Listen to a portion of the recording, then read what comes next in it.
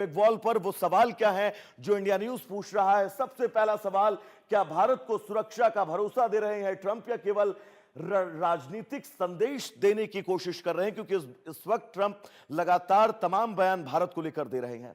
दूसरा सवाल India news का, बिना लिखित समझौते के ट्रंप के मदद के वादे पर कितना भरोसा किया जा सकता है, क्योंकि ट्रंप कैसे वादा खिलाफी करते हैं यह पूरा विश्व जानता है। अगर सवाल नंबर 3, अगर पाकिस्तान प्रायोजित आतंकवाद के जरिए भारत पर हमला होता है तो ट्रंप की इस पर क्या प्रतिक्रिया होगी, क्योंकि पाकिस्तान से उनकी बड़ी गलबहियां इस वक्त चल रही हैं। इंडिया न्यूज का अगला सवाल, अगर भारत में नेतृत्व बदलता है तो क्या अमेरिका, चीन, पाकिस्तान के खिलाफ भारत का साथ छोड़ देगा? अगर यह थर्ड फ्रंट वॉर होती है उस वक्त अमेरिका क्या करेगा? इंडिया न्यूज का अगला सवाल, क्या मदद का भरोसा देकर ट्रंप भारत के साथ कोई बड़ी व्यापारिक सौदेबाजी तो नहीं करना चाह रहे हैं, क्योंकि ट्रंप अमूमन मौके की तलाश में रहते हैं, वैसे मौके ढूंढा करते हैं। लेकिन ट्रंप ने कहा क्या है, अगर इसकी बात करें तो ट्रंप ने कहा है कि अगर प्रधानमंत्री मोदी के नेतृत्व वाले भारत पर कोई हमला होता है तो अमेरिका उसकी मदद के लिए हमेशा तैयार रहेगा, भले ही हमारे बीच कोई लिखित समझौता ना हो, लेकिन अगर कोई नया नेता आता है तो वो उसकी गारंटी नहीं ले सकते हैं। ये वो बयान है डोनाल्ड ट्रंप का, जो डोनाल्ड ट्रंप ने प्रधानमंत्री नरेंद्र मोदी से मुलाकात के वक्त कहा। लेकिन डोनाल्ड ट्रंप के इस बयान पर कितना भरोसा किया जाए अपने आप में बहुत अहम है। लेकिन यह समझना होगा ऐसे में दर्शकों कि आखिर पाकिस्तान और अमेरिका की जो करीबियां बढ़ रही हैं वो उस वक्त कितनी करीब आ चुकी हैं। ग्राफिक्स के जरिए आपको समझाएंगे। सबसे पहले पॉइंट नंबर 1, अमेरिका ईरान के बीच शांति समझौते में पाकिस्तान ने अहम भूमिका निभाई है, यह सब जानते हैं। पॉइंट नंबर 2, सुरक्षा, खुफिया सहयोग और क्षेत्रीय सुरक्षा मुद्दों पर दोनों देशों के बीच संपर्क है। पॉइंट नंबर 3, अफगानिस्तान में अमेरिकी अभियानों के दौरान पाकिस्तान ने रणनीतिक भूमिका भी निभाई है, यह सभी जानते हैं। और पॉइंट नंबर 4, ट्रंप की गाजा शांति योजना का शहबाज और मुनीर ने जमकर समर्थन किया था, आप याद करिए। पॉइंट नंबर 5, ऑपरेशन सिंदूर रोकने और सीजफायर के लिए पाकिस्तान ने ट्रंप से गुहार लगाई थी जब ऑपरेशन सिंदूर भारत ने शुरू किया था। पॉइंट नंबर 6, पूर्व प्रधानमंत्री इमरान को ट्रंप ने कश्मीर मुद्दे पर मध्यस्थता की बात कही। ये वो तमाम बिंदु हैं जिन बिंदुओं के चलते अब बहुत सारे सवाल हैं। लेकिन इजराइल ने जो खुलासा किया है दोस्तों वो बहुत चौंकाने वाला है। इजराइल ने जो खुलासे किए हैं वो हम आपको ग्राफिक्स के जरिए बता रहे हैं। दरअसल इजराइल ने हमास के हमले की बात कही है। हमास के लड़ाके और वरिष्ठ नेता पाकिस्तान और बांग्लादेश में इस वक्त पूरी तरह से एक्टिव हैं। हमास का मकसद पाकिस्तान बांग्लादेश के कट्टरपंथी और इस्लामिक ग्रुप के साथ हाथ मिलाना है। अगले अगर बिंदु की बात करें, अगला पॉइंट क्या कहता है, यह बहुत महत्वपूर्ण है। पाकिस्तान बांग्लादेश के जरिए अपनी विचारधारा का विस्तार करना चाहता है। हमास ये चाहता है कि अब वो मिडिल ईस्ट से निकलकर पश्चिम एशिया और एशिया में अपना दबदबा जो है वो कायम करे। हमास के टॉप लीडर आतंकी गतिविधियों के लिए फंडिंग जुटाने में लगे हुए हैं, वो उसकी तैयारी शुरू कर चुके हैं। दर्शकों ये मानकर चलिए, हमास के टॉप लीडर जो है वो फंडिंग का इंतजाम में लगे हुए हैं। पाकिस्तान बांग्लादेश की धरती का इस्तेमाल भारत के खिलाफ हमास कर सकता है, यह बहुत बड़ा खुलासा हुआ है। अगर बात करें तो 7 अक्टूबर 2023 को इजराइल पर हुए अटैक जैसा हमला भारत में भी करने की तैयारी है, जिसकी तैयारी हमास कर रहा है और पाकिस्तान और बांग्लादेश को अपना हब बनाने की कोशिशों में लगा हुआ है। पाकिस्तान में मुनीर के पूर्ण नियंत्रण के बाद जिहादी प्रॉक्सी को बढ़ावा मिला है, क्योंकि सेना और सत्ता पर पूर्ण नियंत्रण इस वक्त आसिम मुनीर का है। बांग्लादेश में भारत विरोधी और मुस्लिम कट्टरपंथी ताकतों का वर्चस्व जो है वो बढ़ता जा रहा है। लगातार आप देख रहे हैं बांग्लादेश की तस्वीर, पाकिस्तान की तस्वीर। लेकिन हमास क्या है, ये संगठन क्या है, इसका खौफनाक इतिहास क्या है, यह भी आप सबके लिए जानना बहुत जरूरी है। दरअसल हमास की स्थापना की बात करें तो हमास का मतलब है हरकत अल मुकावमा अल इस्लामिया, ये हमास का मतलब है। इस संगठन का ये पूरा मतलब है। फिलिस्तीन का आतंकी संगठन है। 1987 में इसका गठन किया गया। 1987 का वो दौर जब इस संगठन का गठन किया गया।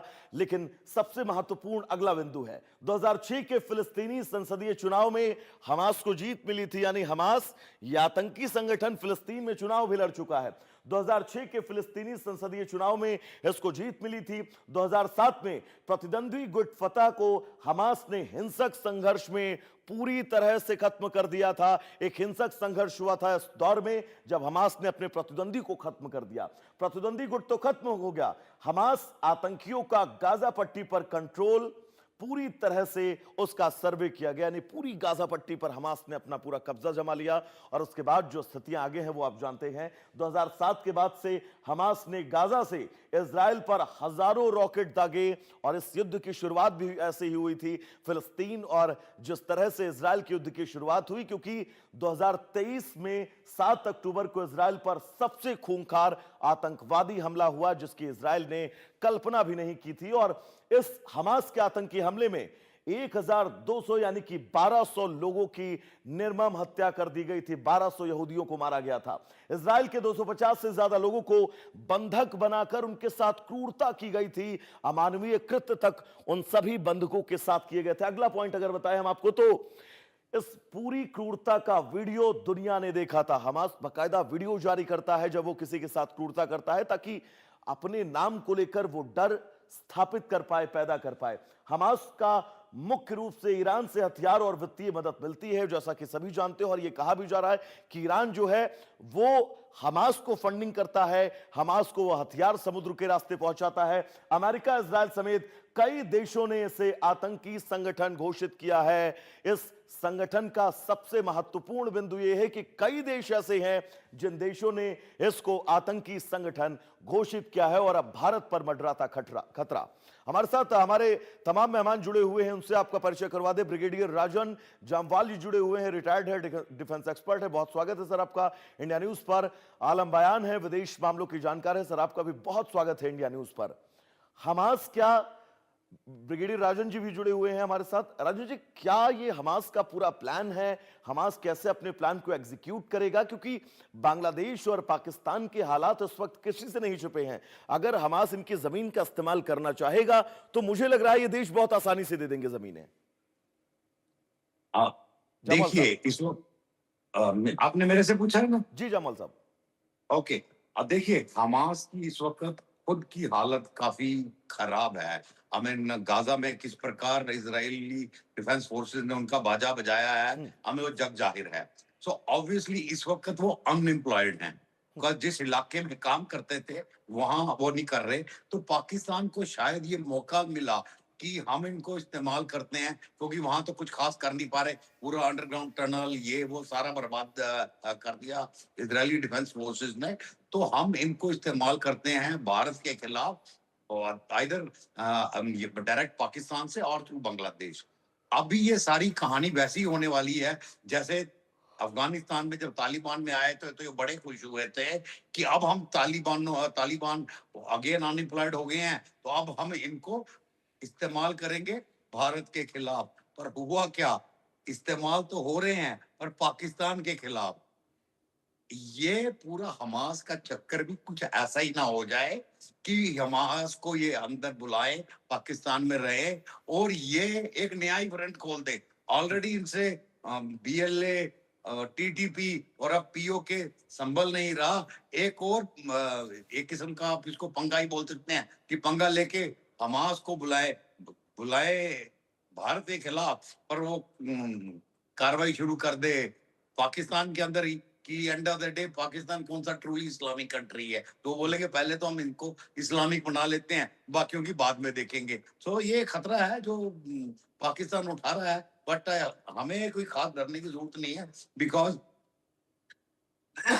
साउथ ईस्ट एशिया या वेस्ट एशिया की तरफ जहां वो एक्सपैंड करना चाहता है, इतना आसान नहीं है। अभी जमाना बदली हो गया। तो आज का हमारी एजेंसियां एनआईए से लेकर आईबी से लेकर बाकी मिलिट्री इंटेलिजेंस सब पूरी तरह से सक्रिय हैं। एंड आई एम श्योर कि वो जो भी प्लान कर रहे हैं, हमारे पास एडवांस इंफॉर्मेशन है और हम उनको न्यूट्रलाइज कर लेते हैं। ऑलरेडी आपने देखा ढाका वाका में कुछ एक्शन हुए थे, एंड जिसमें इस टाइप के जो लोग आ रहे थे वो रातों रात होटल के कमरों में मृत पाए गए थे। तो ऐसा कोई घबराने की बात नहीं है। Agencies are competent to handle this. Jamal साहब, लौटूंगा आपके पास।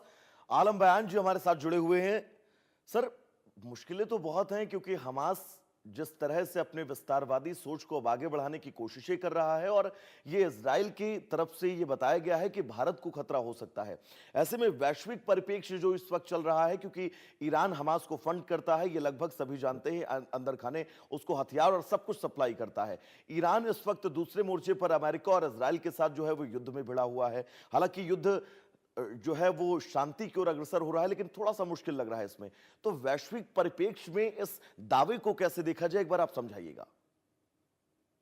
देखिए, इज़राइल अगर इस प्रकार का कोई बात इज़राइल की ओर से बोली जा रही है, तो मैं ये तो कहूँगा कि इसको हम लोग बहुत ईज़िली तो नहीं ले सकते। निश्चित रूप से उन्होंने हवा इसको बोला छोटी है होगा, तो इसको मैं कहीं न कहीं और एक बोला डेढ़ डिप्लोमैटिक घंटे थोड़ा लोड कम रहे। वार्निंग की तरह देख रहा हूँ कि एक डिप्लोमैटिक वार्निंग की तरह है कि एसी उनके चला पास लो जो दी गई वो बस। कहीं न कहीं एक सिक्योरिटी असेसमेंट की तरह से है कि हमको उसको देखना चाहिए। लेकिन देखिए, अभी भी कोई इतना बड़ा प्रमाण या कोई बहुत बड़ा सबूत हमारे पास नहीं है कि जिसके ब्याह पर हम ये कह सकें कि वाक़ई में क्या हमास या बांग्लादेश और पाकिस्तान से इस प्रकार की कोई तैयारी कर रहा है, कोई प्रिपरेशन कर रहा है। क्योंकि अभी कोई पक्का प्रमाण ना तो इज़राइल ने हमको दिया है और ना ही भारत की एजेंसीज़ को ऐसा मिला है। तो मैं समझता हूँ कि हमको बहुत सावधानी से इस चीज़ को देखना चाहिए। लेकिन मैं निश्चित रूप से कहूँगा कि अगर इज़राइल इस प्रकार की वार्निंग दे रहा है तो हमारी नेशनल सिक्योरिटी का विषय है, आलमगीर गंभीरता साहब, से लिया जाना आलमगीर चाहिए। साहब, इजराइल के जो राजदूत हैं उन्होंने ये बयान दिया है और एक मीडिया चैनल को इंटरव्यू के दरमियान ये बयान दिया गया है, जब उन्होंने स्पष्ट कहा है कि हमास जो है वो अब आगे ऐसी रणनीति बना रहा है। आप मैंने कंप्लीट वही करिएगा प्लीज। हाँ, नहीं मैं वही बात कह रहा था कि देखिए हमारे नेशनल सिक्योरिटी का मामला हम नज़रअंदाज तो नहीं कर सकते। बिल्कुल। लेकिन देखिए हम ये भी जानते हैं कि इज़राइल और फ़िलिस्तीन के बीच में जिस प्रकार के रिलेशंस हैं, तो कई बार इंटरनेशनल रिलेशंस में क्योंकि आपने मुझसे पूछा कि इंटरनेशनल रिलेशंस के बारे में बताइए, तो कई बार क्या होता है कि अपने-अपने लॉबिंग्स को करने के लिए भी कई प्रकार इस प्रकार से बयान दिए जाते हैं ताकि हमारी जो लॉबी है वो क्या हो स्ट्रॉन्ग हो या उसके अंदर स्ट्रेंथ आए। तो इस प्रकार के बयान को कई बार उस संदर्भ में भी देखा जाता है कि इज़राइल भारत के साथ में अपनी नज़दीकियों को दिखाने के लिए कि हम प्री वार्निंग कर रहे हैं। लेकिन मैंने जैसे कहा कि इज़राइल के साथ जैसे हमारे रिलेशंस हैं, तो अगर इज़राइल इस प्रकार की वार्निंग हमको दे रहा है, तो उसको हम नज़रअंदाज नहीं कर सकते। लेकिन ये भी हमको ध्यान रखना है कि हमको बहुत अच्छे से जो हमारी एजेंसीज़ हैं, वो बाकायदा इसके लिए पूरी जाँच करें, इसके लिए हमारे पूरे साक्ष्य हों, तब। क्योंकि अगर ऐसा होता है देखिए मिडिल ईस्ट का कोई ऑर्गेनाइजेशन अगर भारत के या साउथ एशिया में एक्टिव होता है, तो केवल ये भारत के लिए नहीं, पूरे साउथ एशिया के लिए भी दिक्कत का विषय बन सकता है। और भारत यहाँ का एक रिस्पॉन्सिबल कंट्री है, तो भारत को इस मसले पर बहुत सावधानी रखनी होगी, लेकिन बगैर किसी जाँच या बगैर किसी सबूत के निष्कर्ष पर पहुँचना, ये मुझे लगता है थोड़ा जल्दीबाज़ी हाँ, होगी, थोड़ा सा क्योंकि कोई मामला मजबूत क्या है। साक्ष्य ऐसे हमारी एजेंसियों को इनपुट मिले, फिर उस पर एक्शन लिया जाए। जमाल साहब, पहले आईएसआई, लश्कर ए तैयबा, जैश ए मोहम्मद और अब हमास। चुनौतियां तो बहुत बढ़ जाएंगी अगर हमास यहां पर प्रवेश करता है इन तमाम इलाकों में और उसके बाद आगे किसी भी तरह की हरकतों को अंजाम देने की कोशिश करता है। हमारी एजेंसियों के लिए चुनौतियां तो होंगी सर। देखिए, सबसे बड़ी प्रॉब्लम हमास के लिए इस इलाके में ऑपरेट करना, जैसे पाकिस्तान से हमारे टेररिस्ट आते थे, ठीक है, देवर मतलब पंजाबी स्पीकिंग, या इवन जो अफगानिस्तान से शुरू-शुरू में लाए पश्तो स्पीकिंग, कहीं न कहीं वो एमलगमेट हो जाते थे सोसाइटी में या बातचीत कर सकते थे। नाउ इमेजिन जो एक हमास का टेररिस्ट जो अरेबिक बोलता है, उसको मतलब ना सिर्फ भारत में, इवन पाकिस्तान और बांग्लादेश में भी रहने में प्रॉब्लम है, बिकॉज कल्चरली फिट नहीं कल्चरल, होते। दे भाषा। स्टैंड आउट, जी। दे स्टैंड आउट एकदम, मतलब जैसे गांव में नया आदमी आता है ना, तो अगर वो पास के गांव का है तो फिर भी एक्सेप्टेबल सा हो जाता है, चल जाता है। बट अगर वो कहीं मतलब इमेजिन कर लो पंजाब के गांव में कोई साउथ इंडियन आ गया, तो ही विल स्टैंड आउट। एकदम पता लगता है कि गांव में आया है वो करके, और एकदम रिपोर्ट आ जाती है, एजेंसीज को पता लग जाता है। सो ट्रैकिंग देम पर से कोई ज्यादा बड़ी प्रॉब्लम नहीं है। दूसरी बात है कि जहां इंटेलिजेंस शेयरिंग की बात होती है, एक चीज है कि भाई मोसाद हैज अच्छे कांटेक्ट हैं उनके, एसेट्स हैं हमास के अंदर, और इनफैक्ट इवन ईरान के अंदर उनके अच्छे एसेट हैं, तो काफी ह्यूमन एड उनको मिलती है। नो, ह्यूमन एड की प्रॉब्लम क्या होती है कि ह्यूमन एड में एसेट्स डिस्क्लोज नहीं किए जा सकते। So it's a question of कि म्यूचुअल आपके पास मतलब जो बिलीफ सिस्टम है वो दिखते। ऑफ कोर्स जब ये ऐसी खबर आती है आप उसको क्रॉस चेक करते हैं, योर एजेंसीज क्रॉस चेक, उसके भी तरीके हैं।